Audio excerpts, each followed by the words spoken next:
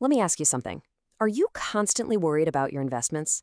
You know that feeling that you're always just one bad market day away from disaster? Well, if that sounds familiar, you are definitely not alone. In this explainer, we're going to take a look at a really common assumption about money that might just be the secret source of all that anxiety. So let's just start with a really direct question.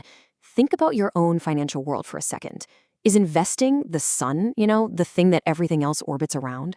Because how you answer that is a really big deal, and it might be the reason for a whole lot of unnecessary stress. All right, so let's dive right into this idea of the inverted system. It's a way a lot of us think about our finances, but honestly, it's completely upside down. So here's the common assumption. Investing is the star of the show, right? It's the main event.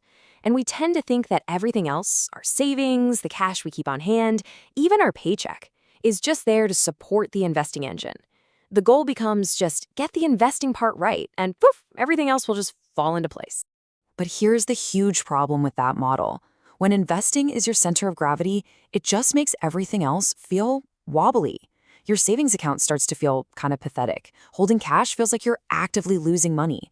Spending money on something you enjoy can feel like you're committing some kind of financial crime. And oh man, every single little dip in the market feels like a personal attack. So why? Why does this inverted system make us feel so fragile?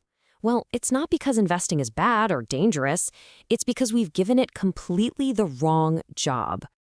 And this right here, this is the core idea.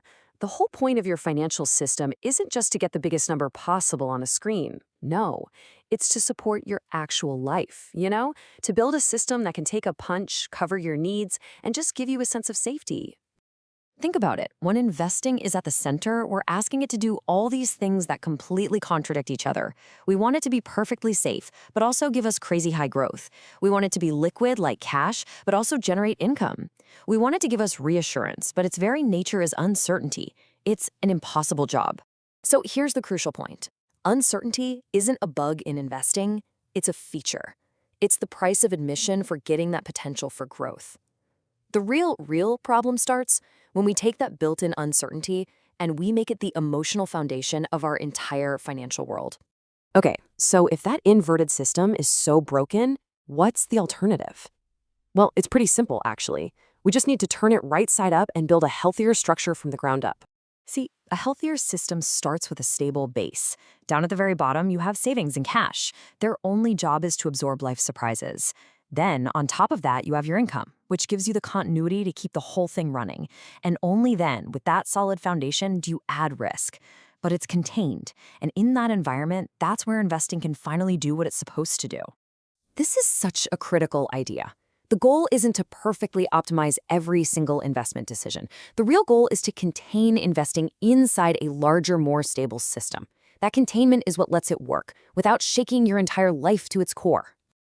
This explains a paradox I see all the time. Maybe you know someone like this, or maybe it's even you. They have great returns on paper, but they still feel incredibly fragile financially. Why? It's because their whole system is upside down. Their confidence is totally conditional on the market behaving itself. And we all know, sooner or later, it won't. So once we get this new stable foundation in place, it really changes everything. It creates a completely new center of gravity for how we think and make decisions about our money. The mental shift is it's huge. We stop asking that anxious question, how can I squeeze every last penny out of this? And we start asking a much more strategic question. What role, what specific job do I need this money to do for me? It shifts the whole focus from just maximizing to finding purpose. And that role isn't set in stone. It changes throughout your life. When you're young, investing's job is all about time and growth. Mid-career, its role has to share the stage with big responsibilities, like a mortgage or kids. And then later in life, the job shifts again, this time towards preservation and supporting your lifestyle. And of course, your time horizon, how much you have, that all changes the job description too. The really big mistake is thinking that there's just one universal role for investing that applies to every single person all the time. It just doesn't work that way. And that brings us to the final and maybe the best part. When we finally put investing in its rightful place, the entire system just settles. It gets calmer, quieter, and way more effective. So why do we fall into this trap in the first place? Well, a big part of it is just visibility. The stock market is loud, right? Prices are flashing red and green all day.